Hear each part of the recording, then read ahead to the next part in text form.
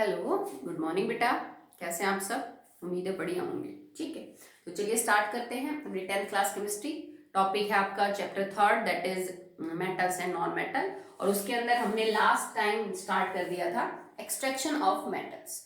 तो मैंने कल की वीडियो के अंदर आपको ये बताया था कि मिनरल और ओर क्या होती हैं, कि कुछ बेसिक बेसिक जो मेटल्स हैं जैसे इंपॉर्टेंट है उनकी ओर का क्या नाम होता है, फॉर्मूला क्या होता है, ये सब पूछा जाता है बेटा, बहुत जरूरी है। ठीक है, तो वो सब हो गया था। तो चलिए उसी टॉपिक को आगे हम कंटिन्यू कर रहे हैं। तो मिनरल्स क्या थे? मिनरल्स कुछ नहीं होते, ये किसी भी एलिमेंट के पाए जाने की नेचर के अंदर फॉर्म है। ये चट्टानों जैसे दिखते हैं, आप इनको जमीन में से खोद के बाहर निकालते हैं, जैसे लोहे का कोई मिनरल है, कॉपर का कोई मिनरल है, या आपको ऐसी चट्टानों की फॉर्म में मिलेंगे जिसके आसपास धूल, मिट्टी, पत्थर, कंकर, ये सारी चीजें आपको देखने को मिलेगी। किसी भी मिनरल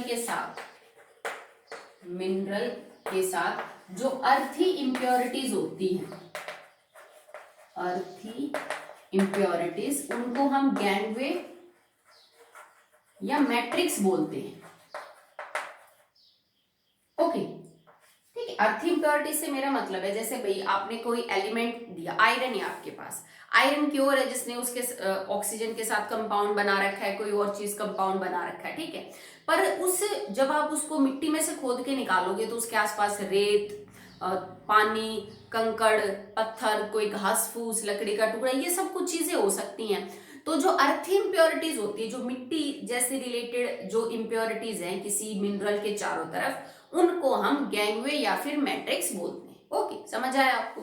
अब अगर आपको एक मेटल को साफ करना है उसकी ओर से लेके, और आप मेटल को 99.99% प्योर करना चाहते हो, अप्रोक्सीमेट 100 है, 100 नहीं बोलते क्योंकि बेटा कितना भी कर लो थोड़ी बहुत तो रह ही जाती है, कहीं 0.1% की तो कमी है, वो रह जाता है थोड़ा सा। ठीक है, तो एक मेटल को जमीन में से खोद के उसकी ओर को बाहर निकालना, ठीक है, और उसमें इतने सारे काट छांट करके, इतने सारे प्रोसेस करके फाइनली 99.99% मेटल बाहर निकालने के दौरान हम बहुत सी चीजों को फॉलो करते हैं, बहुत लंबा प्रोसीजर होता है, और इस पूरे प्रोसीजर को, प्रोसेस को बोला जाता है metallurgy.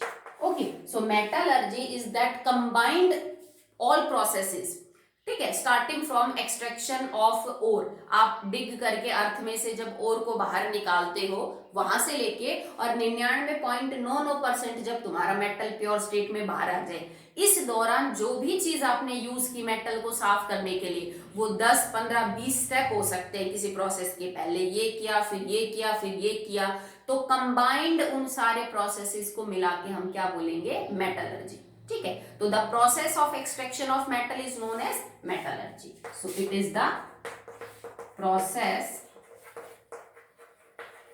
Of extraction of metal.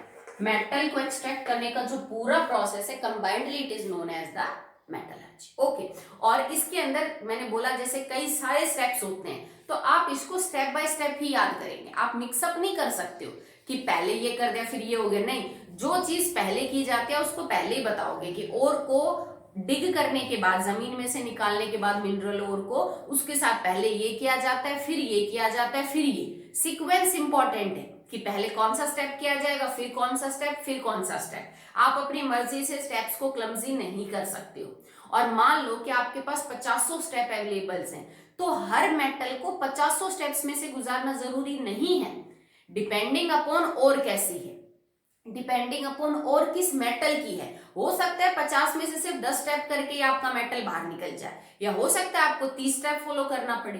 तो ये नहीं है कि हर एलिमेंट को ऐसा करना ही करना पड़ेगा। मेरे पास 50 तरीके हैं, जिनमें से कुछ मेटल्स के लिए कोई तरीका लागू होता है, कुछ मेटल्स के लिए कोई होता है, किसी और के लिए कोई मेथड यूज करते हैं, किसी और के लिए कोई मेथड यूज करते हैं। ठीक है, तो चलिए, जितने भी अवेलेबल मेथड्स हमारे पास हैं उन सबको हमने 4 क्लास में डिवाइड किया है, मतलब पूरे मेटलर्जिकल प्रोसेस को हमने 4 स्टेप्स में डिवाइड किया है, जो सीक्वेंस वाइज है। ओके, तो चलिए उसको देखते हैं।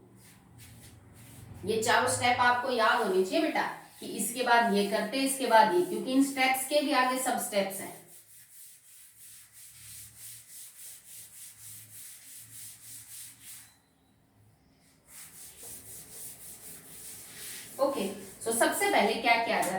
पहला प्रोसेस होता है बेटा crushing and grinding of the ore.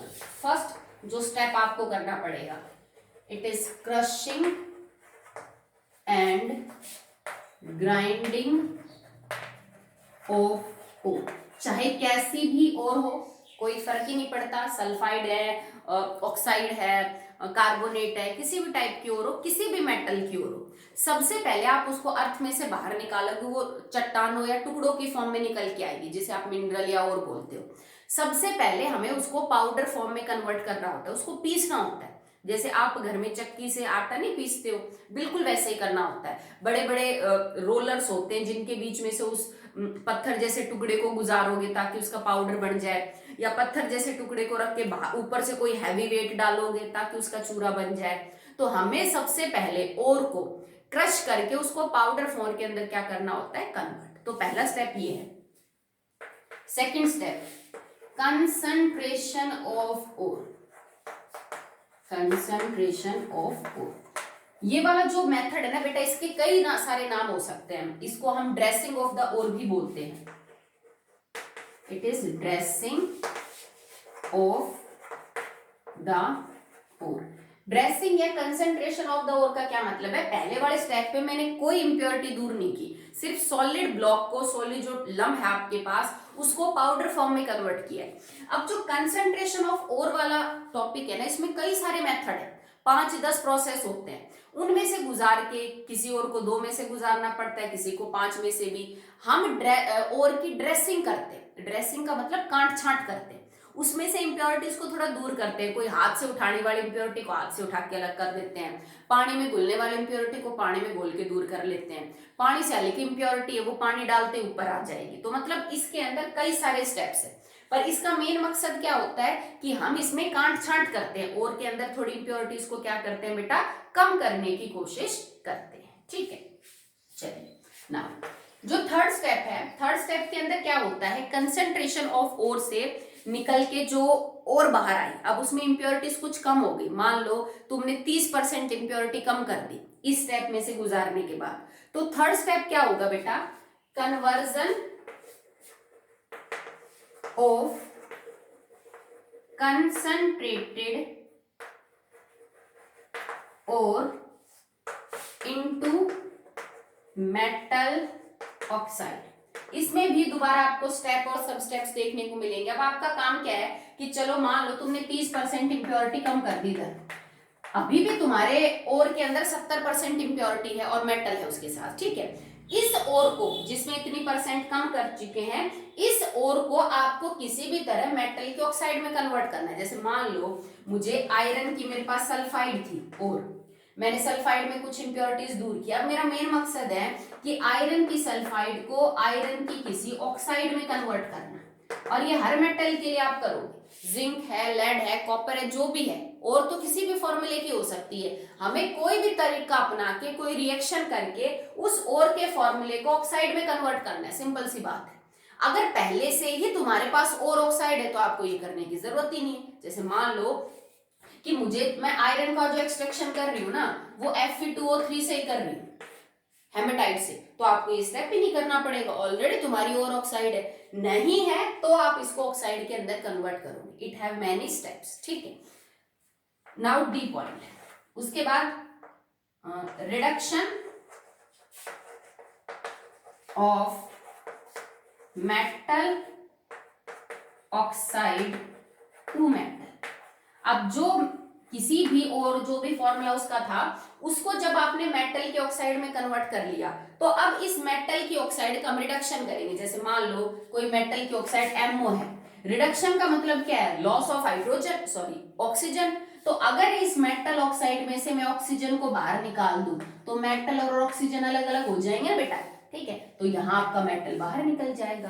तो डी वाले स्टेप में हमें कुछ ऐसे प्रोसेस करने होते हैं जिसके अंदर मैं मेटल ऑक्साइड का रिडक्शन करके उसमें से ऑक्सीजन को क्या निकाल सकूं, बाहर, और यहाँ आपका मेटल आ जाएगा। पर ये जो मेटल है अभी ये बहुत प्योर नहीं है, ये 90, 91, 92, 93, 94% तक प्योर हो सकता है, but it is not here 99.99%। अब एक ऑलमोस्ट प्योर मेटल को हमें प्योर मेटल में कन्वर्ट करना है, मतलब अब इम्प्योरिटीज कट छंट के बहुत ही कम बच चुकी है, 2-4% इम्प्योरिटी बची है, लगभग 95% समझ लो आपका मेटल प्योर है। अब मुझे वो 5% इम्प्योरिटी दूर करनी है, तो लास्ट स्टेप यूज करेंगे रिफाइनिंग।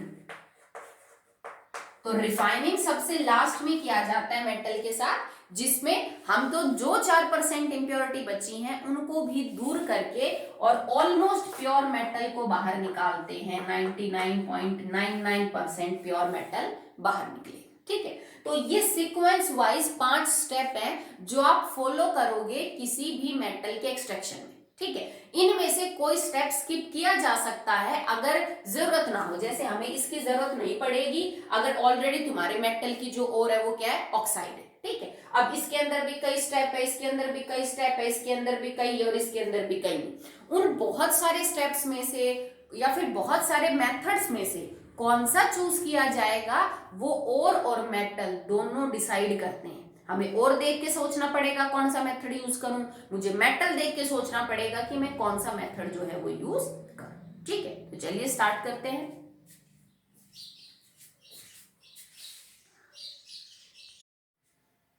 सो नाउ अब हम जो भी पॉइंट हमने लिखे थे 1 बाय 1, जो आपके 5 पॉइंट थे, उनको डिटेल में डिस्कस करेंगे। ठीक है, तो पहला है crushing and grinding of the ore. तो बेसिक सा मतलब एक ही है बेटा कि अर्थ क्रस्ट से जो लम्स बाहर निकलेंगे ओर के, ठीक है, ओर्स के जो लम्प बाहर निकलेंगे उन्हें आपको पीसना है और पाउडर फॉर्म में कन्वर्ट करना है। अब इसको पीसने के लिए आप बहुत सारे चीजें हैं, मशीनें हैं जिनको यूज कर सकते हो। ये कोई स्टैम्प मिल हो सकती है, ठीक है, ये कोई बॉल मिल हो सकती है जो ऐसा काम करता हो, या कोई जॉ क्रशर हो सकता है। ठीक है, अलग अलग मशीनें, काम सबका एक ही है कि बड़े से टुकड़े को पाउडर फॉर्म में कन्वर्ट करना। स्टैम्प मिल के अंदर क्या होता है कि आप बड़े से टुकड़े को नीचे रखते हैं और ऊपर से कोई हैवी वेट उसके ऊपर गिराते हैं तो उसके पीस बन जाते हैं।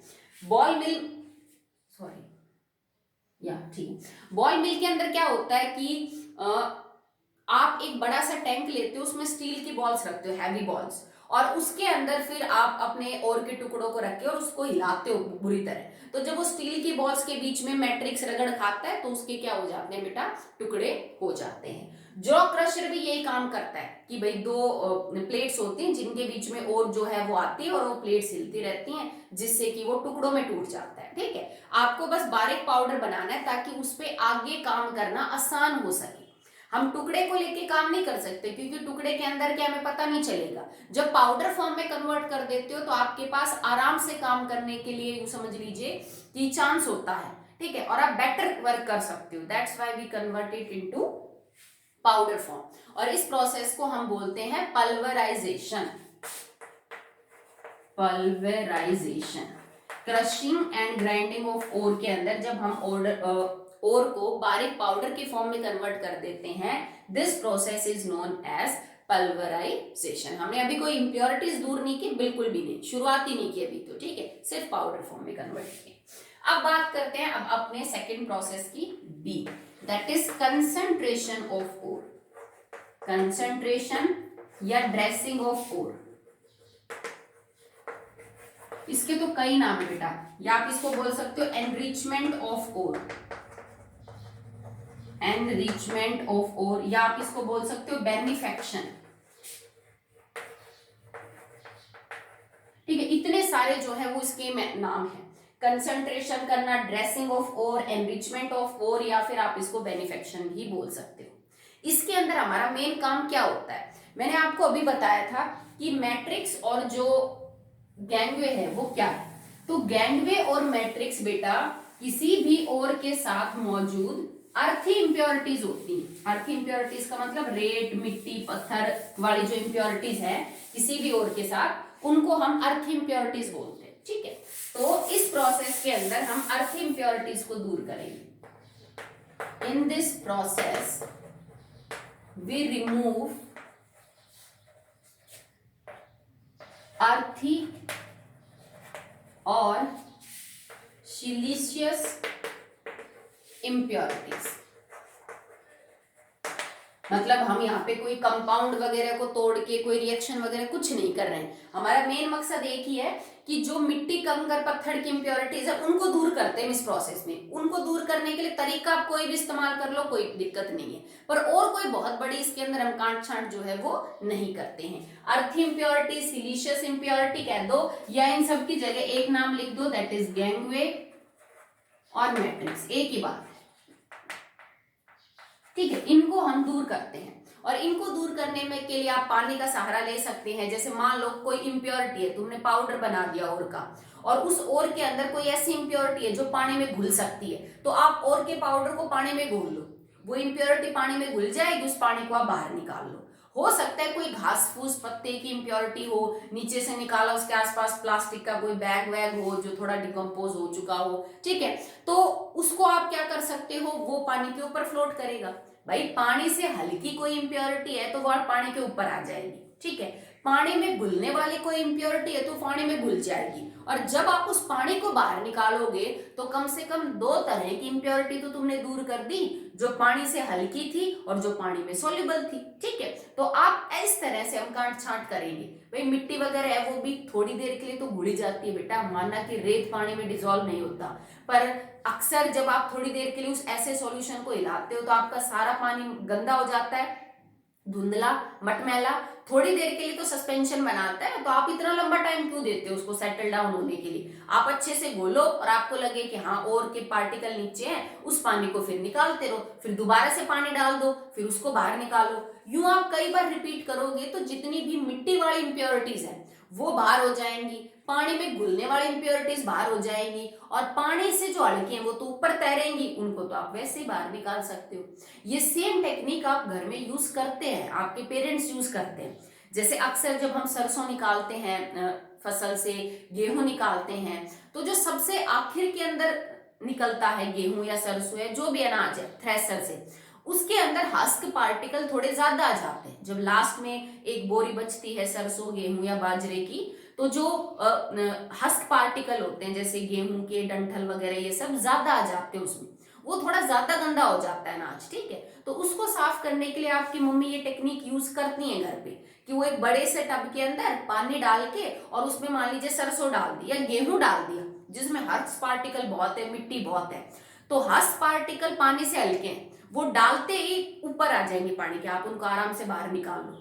गेहूं के पार्टिकल भारी होते हैं, ठीक है, अब रेत भी भारी है पानी से, वो आपकी मम्मी क्या करती है, उनको बार बार हाथ से हिलाती है ताकि जितना भी रेत है ना वो उस पानी के अंदर घुल जाए, फिर उस पानी को निकाल देती है। तो कुछ रेत पानी के साथ चला गया, फिर और पानी डालेगी उसमें, फिर हाथ से हिलाएंगी, फिर उस पानी को बाहर निकालती है। तो आपकी मम्मी सेम टेक्निक यूज करती है कि जो हस्क पार्टिकल, मतलब जो सरसों या गेहूं का बचा हुआ हिस्सा है उसके तने का, वो पानी से हल्का है, वो पानी के ऊपर आ जाता है, उसको बाहर निकाल दो।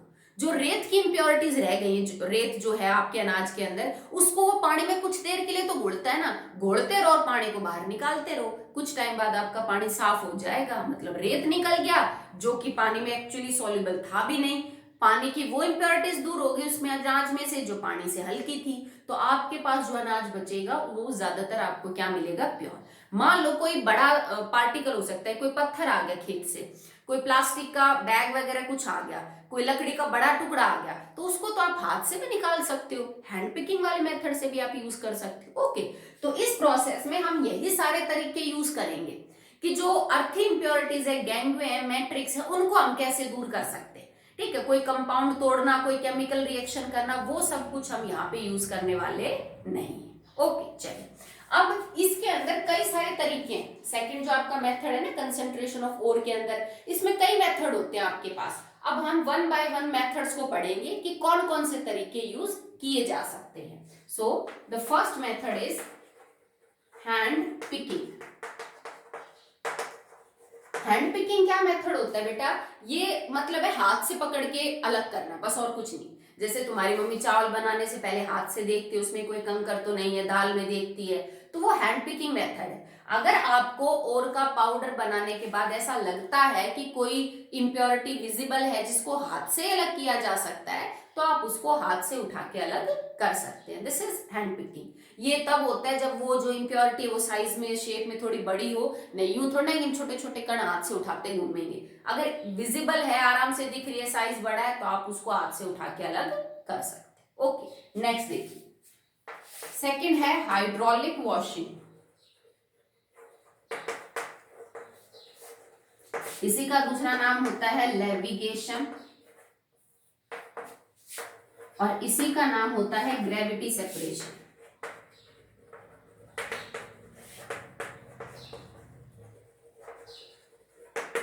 ठीक है, ये सारे के सारे जो है बेटा इसी के नाम है। सेकंड पॉइंट के, hydraulic washing, hydraulic is use for water, levigation भी सेम मतलब है, ग्रेविटी सेपरेशन मतलब हम ग्रेविटी का सहारा लेंगे यहाँ पे सेपरेट करने के लिए इम्प्योरिटीज को और मेटल को। तो इसमें हम पानी को यूज करते हैं, जैसे मैं बता रही थी ना अभी अनाज को साफ करने में सेम तरीका यूज किया जाता है कि क्रश्ड ओर को, पाउडर्ड ओर को हम पानी के साथ मिक्स करते हैं और मेन पर्पस वही है, पानी से हल्की इंप्योरिटी पानी पे फ्लोट करे, पानी पे घुलने वाली इंप्योरिटीज पानी के अंदर घुल जाए, जो रेत है वो भी कुछ टाइम के लिए घुल जाए और फिर ऐसे गंदे पानी को हम निकालते रहे। और पार्टिकल भारी होंगे, वो नीचे बैठे रहेंगे, ठीक है, और ये पानी बार बार हम रिमूव करते रहेंगे तो कुछ हद तक आपकी इंप्योरिटीज जो है वो क्या हो जाती है बेटा, दूर हो जाती। ठीक है, इसको करते कैसे हैं, सेटअप क्या यूज करते हैं, उसको हम अभी पढ़ लेते हैं।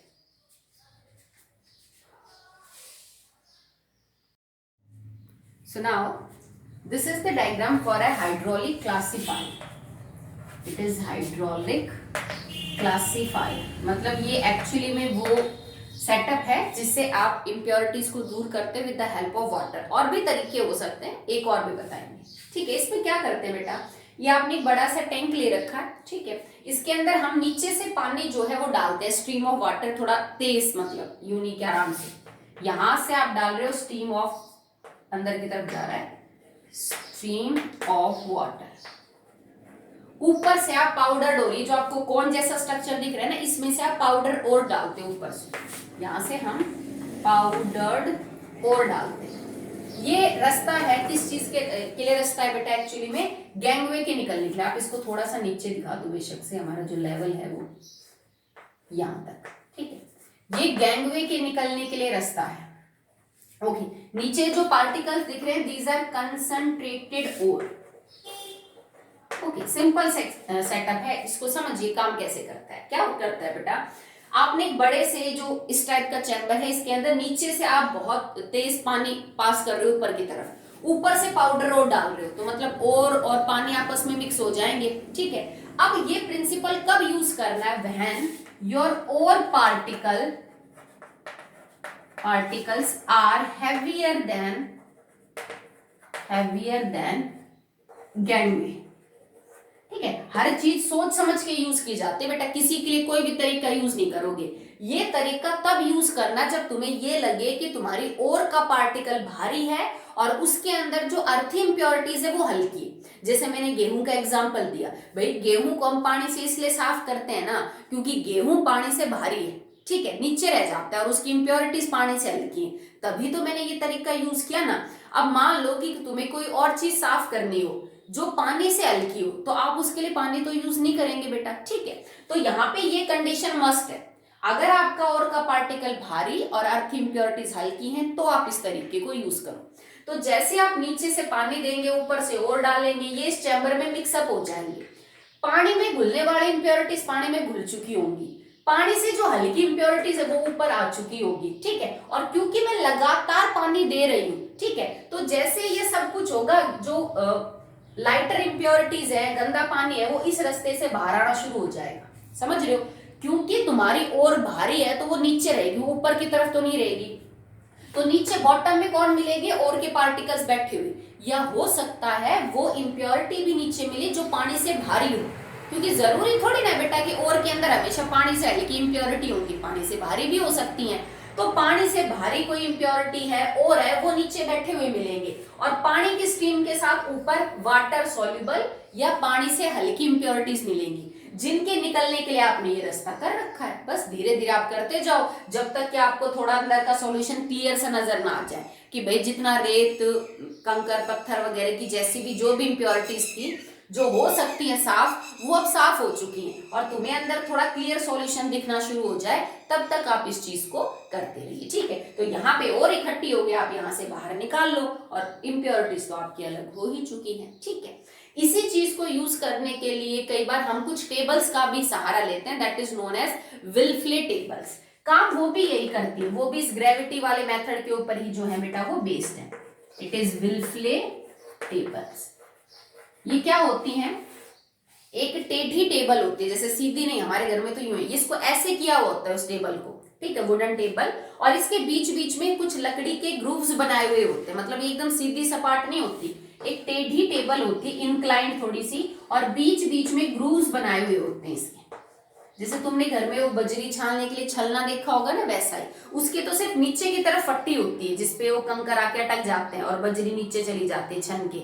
ऐसी ही समझ लो फट्टी जगह जगह पे लगाई हुई है। ठीक है, इसको बोलते हैं विल्फले टेबल्स। ठीक है, एक टेबल जिसके बीच बीच में लकड़ी की फट्टियां खड़ी करके लगा रखी।